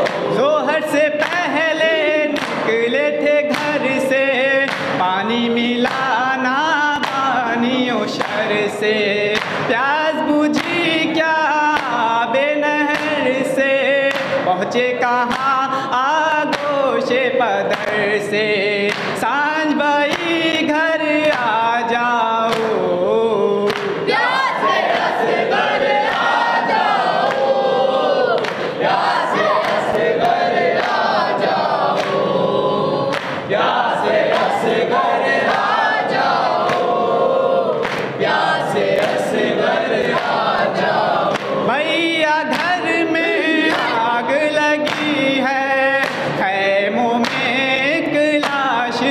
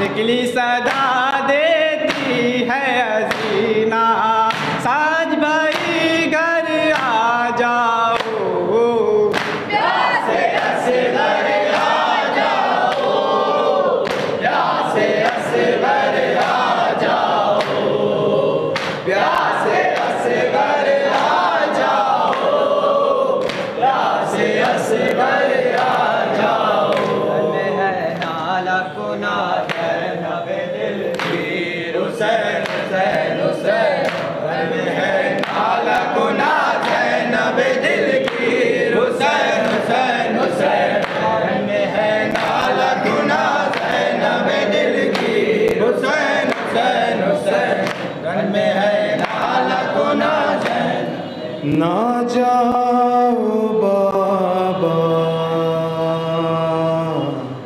نہ جاؤ بابا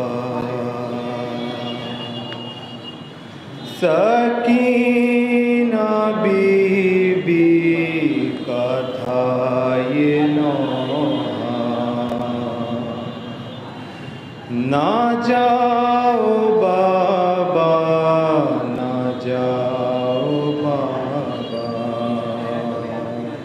نہ جاؤ بابا نہ جاؤ بابا سکینہ بی بی کا تھا یہ نوحہ نہ جاؤ بابا نہ جاؤ بابا لپٹ کے دامن سے بولی دکھیا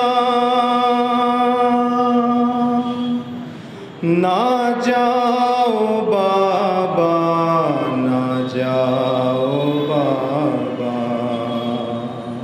سکینہ بی بی کا تھا یہ نوحہ نہ جاؤ بابا نہ جاؤ بابا سکینہ بی بی کا تھا یہ نوحہ نہ جاؤ بابا نہ جاؤ بابا چلے جو مقتل کو شاہ والا چلے جو مقتل کو شاہ والا ہوا حرم میں بکاؤ گریا ہوا حرم میں بکاؤ گریا تو رو کے کہنے لگی سکینہ نہ جاؤ بابا نہ جاؤ بابا سکینہ بی بی کا یہ نوحہ نہ جاؤ بابا نہ جاؤ بابا گرا ہے اس میں ہمارا کنبہ گرا ہے اس میں ہمارا کنبہ پڑھا تھا جس نے نبی کا کلمہ پڑھا تھا جس نے نبی کا کلمہ وہی ہوا آج خون کا پیاسا نہ جاؤ بابا نہ جاؤ بابا سکینہ بی بی کا تھا یہ نوحہ نہ جاؤ بابا نہ جاؤ بابا شہر سے میدان میں جو گیا تھا شہر سے میدان میں جو گیا تھا پلٹ کے زندہ نہیں وہ آیا پلٹ کے زندہ نہیں وہ آیا بس آپ ہی کا ہے ایک سہارا نہ جاؤ بابا نہ جاؤ بابا سکینہ بی بی کا تھا یہ نوحہ نہ جاؤ بابا نہ جاؤ بابا جو آج شب میں دلہن بنی ہے جو آج شب میں دلہن بنی ہے وہ راہ قاسم کی دیکھتی ہے وہ راہ قاسم کی دیکھتی ہے کون دے جو اسے سہارا نہ جاؤ بابا نہ جاؤ بابا سکینہ بی بی کا تھا یہ نوحہ نہ جاؤ بابا نہ جاؤ بابا پھوپھی کے بچوں کی لاش آئی